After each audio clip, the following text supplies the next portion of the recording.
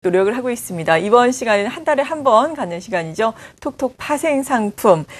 KDB 대우증권 WM 클래스 역삼역 지점의 황성용 부장과 함께합니다. 안녕하세요. 네, 안녕하세요. 네, 저에게 항상 여러 가지 또 투자 상품들을 안내해주고 계신데요. 오늘은 어떤 것 준비를 하셨나요? 예, 오늘은 랩 어카운트에 대해서 말씀 좀 드리려고 합니다. 네, 랩 어카운트 사실 많이들 알고 계시겠지만 자세한 내용을 아시는 분들은 또 많지 않으실 것 같아요. 예. 인기가 있다가 요즘에 시장이 워낙에 안 좋으니까 이 랩 어카운트에 대한 인기도 좀 떨어진 걸로 알고 있거든요. 예. 다각도로 우리가 이 시간에 짚어봐야 할 텐데 먼저 어떤 상품인지 소개부터 해주시죠. 우리가 랩 어카운트 그러면 이제 일임형 종합자산관리 계좌다 이렇게 이야기를 할 수가 있는데요. 네.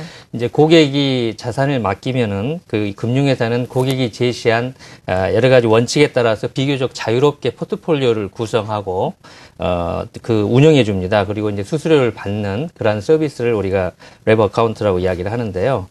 이 랩 어카운트라는 그 단어를 보면 그 포장하다라는 의미의 랩하고요. 계좌를 의미하는 어카운트가 이렇게 합쳐진 말입니다. 네. 예, 그래서 이 증권회사가 제공할 수 있는 각종 그 서비스를 하나로 묶고 포장해서 다양한 투자 상품을 제공하는 맞춤식 원스톱 서비스다. 이렇게 이제 말씀을 드릴 수가 있겠습니다. 이 랩하고 펀드하고 이제 비교를 할 수가 있어요. 예. 제가 이제 예전에 펀드에 많이 가입을 하셨는데 이 랩하고 펀드의 이 차이를 말씀드리면 이거를 그 펀드하고 랩 어카운트를 버스하고 택시로 비유를 할 수가 있습니다. 아, 요즘 또 논란의 중심에 있는. 예. 예. 그래서 우리가 이제 버스는 아시다시피 이제 그 규모가 크고 그다음에 이제 정해진 노선만 다니지 않습니까? 그렇죠. 예. 그래서 뭐 좁은 길을 갈 수가 없습니다. 좁은 길을 가기가 힘들어서 민첩성이 떨어지죠. 그리고 그 버스 운전사하고 대화를 하기도 힘듭니다. 네. 그리고 고객들이 서로 모르는 고객들이 이렇게 섞여 있죠. 그래서 마찬가지로 펀드도 이 미리 그 유형이 정해져 있습니다. 뭐 주식형이라든가 채권형이라든가 이렇게 유형을 정해져 놓고 거기에 맞추어서 이제 운용을 하는 거고요. 주식형 펀드 같은 경우는 이 60% 이상 주식을 그 주식 비중을 유지해야 되는 그 룰이 있습니다. 네. 우리가 60% 룰이라고 하는데 이것 때문에 주가가 폭락이 예상된다 하더라도 주식 비중을 다 줄일 수가 없는 겁니다. 그래서 또 펀드 운용자하고 대화를 나눌 수도 없고요.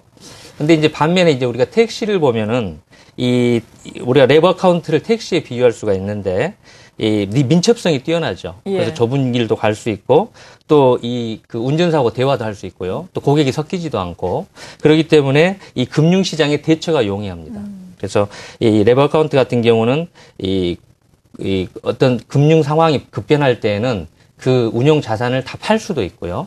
그렇게 해서 이 수익률을 극대화할 수 있는 그런 차이가 있다. 이렇게 할 수가 있고, 이 펀드 같은 경우는 한 50종목 이상을 담습니다. 네. 그 펀드 하나에. 근데 이제 랩 어카운트 같은 경우는 뭐 10개, 많으면은 한 20개 종목 정도 이렇게 담기 때문에 금융시장이 뭐 폭락이 예상된다던가 할 때에는 그걸 다 팔 수도 있고요. 이렇게 해서 이 대처가 가능하다. 이렇게 말씀을 드릴 수가 있겠습니다. 네, 랩 어카운트와 펀드가 어떻게 다른지 이 택시와 또 버스의 예를 들어서 알기 쉽게 설명을 해주셨는데 사실 랩 어카운트 앞서서 제가 말씀을 드렸지만 지난해까지만 해도 상당히 긍정적인 소식들이 많았거든요. 랩 어카운트 많이 하고 있는 또 자문사 같은 경우에는 자문사가 과연 어떤 종목을 보유하느냐가 시장에 또 관심의 초점이 되기도 했고요. 요즘엔 어떤가요?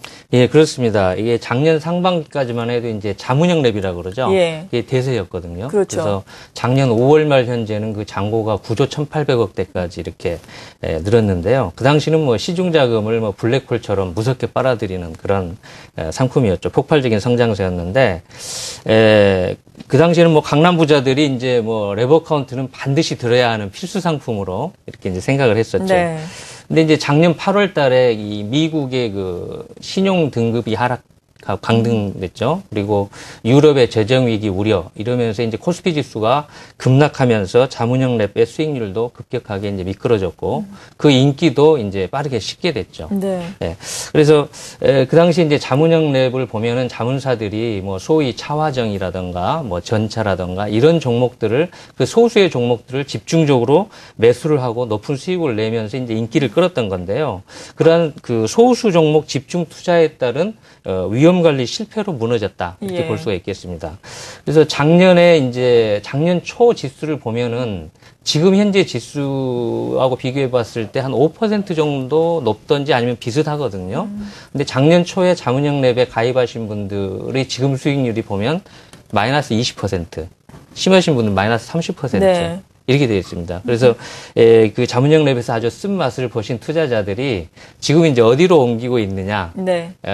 뭐 여러 이제 상품들로 옮기지만은 또 많은 분들이 증권사가 직접 운용하는 랩 상품이 있습니다. 그러니까 자문사가 운영하는 네. 자문형이 아니고 증권회사가 직접 운영하는 그 랩 상품으로 발길을 돌리고 있다 이렇게 볼 수가 있겠습니다. 네, 물론 뭐 자문사나 증권사나 이 회사별로 또 수익률의 차이가 있겠습니다. 상품별로도 많이 차이가 있겠지만 요즘에 전반적인 추세를 보자면은 증권사의 레버카운트 쪽으로 많이들 옮긴다라고 말씀해 주셨는데 자문사의 레버카운트와 증권사의 레버카운트 좀 뭐 큰 틀에서 보자면 어떤 차이점이 있나요? 어떻습니까? 예, 그 증권사 레버카운트는 대부분 이제 자산 배분형 랩이라고 할 예. 수가 있겠습니다. 그래서 크게 뭐 두 가지 정도 말씀드릴 수가 있겠는데요. 첫 번째는 이제 주식, 그다음에 채권, 그다음에 이제 대안 자산이라고 그러죠. 우리가 뭐 부동산 펀드나 인프라 펀드나 유전 펀드 이런 거를 대안 자산이라고 그러는데 그러한 자산에다가 포트폴리오를 구성하는 랩입니다. 그런 경우는 특정 자산 가치 하락에 대한 방어력이 뛰어나다.